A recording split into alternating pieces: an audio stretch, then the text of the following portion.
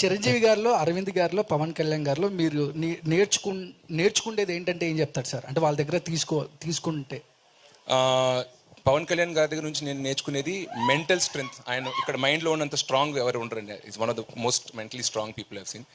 చిరంజీవి గారితో unlimited positivity. ఎంత మీరు ఒక కళ్యాణ్ గారు ఒక ఫంక్షన్లో చెప్పారు, చిరంజీవి గారు మీరు ఎంత ద్వేషించినా ఆయన తిరిగి మీకు ప్రేమే తిరిగి ఇస్తారని చెప్పి. So that positivity and humble nature అనేది నాకు చిరంజీవి గారి గురించి ఇష్టం. మా డాడీ అంటే హీస్ లైక్ అ రోబోట్. మీరు అన్నట్టు 100 సిరీసెస్ వోంట్ మ్యాచ్ అరవింద్ గారు అంటున్నా. ఆయన పొద్దున్న లేస్తే టీ తాగే టైం నుంచి నైట్ పడుకునే వరకు షెడ్యూల్ వేసుకుని ఆ షెడ్యూల్ ఫాలో అయ్యి ఫాదర్ రెస్పాన్సిబిలిటీస్, హస్బెండ్ రెస్పాన్సిబిలిటీస్, ఫ్రెండ్స్కి ప్రాబ్లం ఏమైనా వచ్చినా కూడా వాళ్ళకైనా ఒంట్లో పోకపోయినా వాళ్ళని తీసుకెళ్ళడం, లేకపోతే చుట్టాలు ఏదో ఇంట్లో పెళ్లి జరుగుతుంది అక్కడ నుండి ఆయన ప్రొడ్యూసర్ రెస్పాన్సిబిలిటీస్, ఆయన ఆంటర్ప్రినర్, ఎందుకంటే థియేటర్స్ ఆయన ఉన్నాయన్నమాట.